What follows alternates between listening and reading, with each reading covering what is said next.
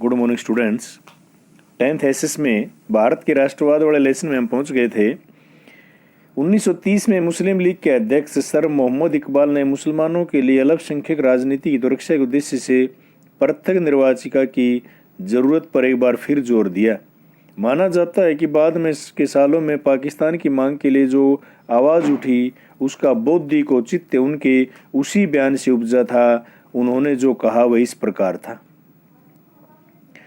मुझे ये कहने में ज़रा भी हिचकिचाहट नहीं है कि अगर स्थायी सांप्रदायिक बंदोबस्त के तौर पर भारतीय मुसलमानों को उसके अपने भारतीय होमलैंड में अपनी संस्कृति और परंपरा के अनुसार पूर्ण एवं स्वतंत्र विकास का अधिकार दिया जाए तो भारत की स्वतंत्रता के लिए अपना सब कुछ न्यौछावर करने के लिए तैयार हो जाएगा। प्रत्येक समूह को अपने तरीके से स्वतंत्र विकास का अधिकार है। यह सिद्धांत किसी संकुचित सांप्रदायिकता की भावना से नहीं उपजा। जो समुदाय अन्य समुदायों प्रति दुर्भावना रखता है वह नीच और अधम है। मैं अन्य समुदायों के रीति रिवाजों, धर्मों, सामाजिक संस्थाओं का अगाध सम्मान करता हूँ। कुरान की हिदायतों के अनुसार यह मेरा दायित्व है कि अगर ज़रूरत हो तो मैं उसके उपासना स्थलों की भी रक्षा करूँगा, लेकिन मैं उस सांप्रदायिक समूह को प्रेम करता हूँ जो मेरे लिए जीवन और आचरण का स्रोत है, जिसने मुझे अपना धर्म, अपना साहित्य, अपने विचार, अपनी संस्कृति देकर मुझे ऐसा बनाया और इस प्रकार मेरी मौजूदा चेतना के मैं अपने पूरे अतीत को एक संजीव कार्यात्मक तत्व के रूप में सभी दिया है। ऐसे में अपने उच्चतर आयाम में सांप्रदायिकता भारत जैसे देश के भीतर एक लयात्मक समुच्चय के निर्माण के लिए अपरिहार्य है। यूरोपीय देशों की तरह भारतीय समाज की इकाइयां भूभागों में बटी हुई नहीं हैं। भारत के सामुदायिक समूहों को मान्यता के लिए बिना यहाँ यूरोपीय लोकतंत्र के सिद्धांत को लागू नहीं किया जा सकता। भारत के भीतर एक मुस्लिम भारत की स्थापना के लिए मुसलमानों की ओर से उठ रही मांग बिल्कुल सही है। ये सर मोहम्मद इकबाल ने उस समय पर कहा था। और बेटे सर जो लगाते हैं सर, उस समय अंग्रेजों द्वारा अपने वफादारों को उपाधियां दी जाती थी। हिंदू सोचता है कि प्रवर्तक निर्वाचिका का प्रस्ताव सच्चे राष्ट्रवाद की भावना के विपरीत है, क्योंकि यह मानता है कि राष्ट्र शब्द का मतलब एक ऐसे सार्वभौमिक सम्मिश्रण से है जिसमें किसी भी सामुदायिक इकाई को अपनी निजी विशिष्टता बनाए रखने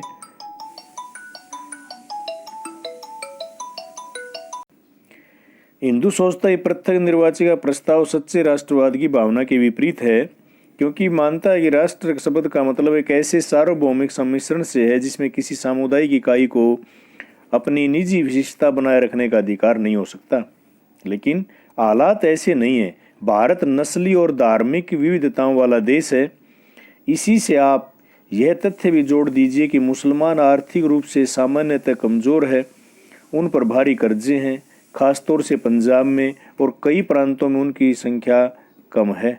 इसके बाद आप देखें पृथक निर्वाचिका को बनाए रखने की हमारी बेचैनी का अर्थ क्या है। यानी उस समय जो चुनाव होते थे, छोटे मोटे अंग्रेज जो करवाते थे, उसके अंदर भी अलग निर्वाचन की मांग मुसलमानों ने की थी और यहीं से पाकिस्तान की नींव पड़ी और लोगों के दिमाग में रहा कि हम भारत में सुरक्षित नहीं रह सकते हैं। और बाद में इन्होंने आगे जा करके मुस्लिम लीग और उसके नेताओं ने पाकिस्तान की मांग की और देश का बंटवारा हुआ, करोड़ों लोगों की मौत हुई। अब आगे हम सामूहिक अपनेपन का भाव। आप इस चित्र को पहचानिए। इसके अंदर महान स्वतंत्रता सेनानी बाल गंगाधर तिलक 20वीं सदी के शुरू की तस्वीर है। ये ध्यान दें कि तिलक एकता के प्रतीकों से घिरे हुए हैं।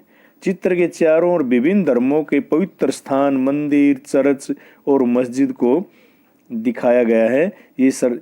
ये देखिए बाल गंगाधर तिलक जी ने भारत के लोगों को इस प्रकार एक करने की कोशिश की थी। देखो, राष्ट्रवाद की भावना तब पनपती है जब लोग महसूस करने लगते हैं कि वे एक ही राष्ट्र के अंग हैं। जब वे एक दूसरे को एकता के सूत्र में बांधने वाली कोई साझा बात ढूंढ लेते हैं, लेकिन राष्ट्र लोगों के मस्तिष्क में एक यथार्थ के रूप कैसे लेता है।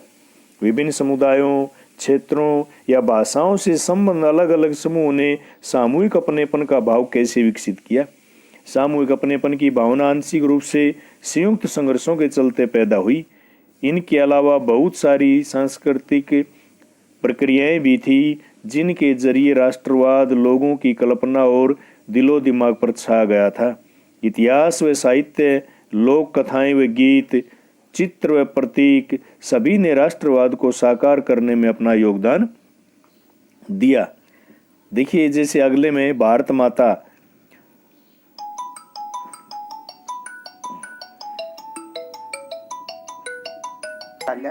अच्छा ध्यान दें कि यहाँ दर्शाई गई माँ की छवि शिक्षा, भोजन और कपड़े दे रही है। एक हाथ में माला उसके सन्यासी गुण को रेखांकित करती है। अपने पूर्ववर्ती रवि वर्मा को की भांति अवनींद्रनाथ टैगोर ने भी ऐसे चित्र शैली विकसित करने का प्रयास किया जिसे सच्चे अर्थों में भारतीय माना जा सके। जैसा कि आप जानते, राष्ट्र की पहचान सबसे ज्यादा किसी तस्वीर में अंकित की जाती है। इससे लोगों को एक ऐसी छवि गढ़ने में मदद मिलती है जिसके जरिए वो राष्ट्र को पहचान दें। 20वीं सदी में भारत राष्ट्रवाद के विकास के साथ भारत की पहचान भारत माता की छवि के रूप में लेने लगी। यह तस्वीर पहली बार बंकिम चंद्र चट्टोपाध्याय ने बनाई थी। 1870 के दशक में उन्होंने मातृभूमि की स्तुति में वंदे मातरम गीत लिखा। बाद में इसे उन्होंने अपने उपन्यास आनंद मठ में शामिल कर लिया और यह गीत बंगाल में स्वदेशी आंदोलन में खूब गाया गया। स्वदेशी आंदोलन की प्रेरणा से अवनींद्रनाथ टैगोर ने भारत माता की विख्यात छवि को चित्रित किया।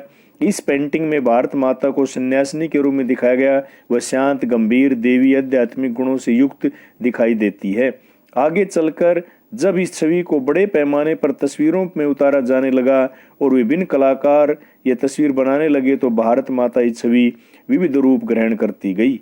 इस मात्र छवि के प्रति श्रद्धा को राष्ट्रवाद में आस्था का प्रतीक भी कहा गया, क्योंकि तस्वीरें बहुत कुछ बोलती हैं और तस्वीरों के माध्यम से लोगों के अंदर उस समय क्रांतिकारियों ने, लेखकों ने राष्ट्रवाद की भावना भरने का बहुत प्रयास किया।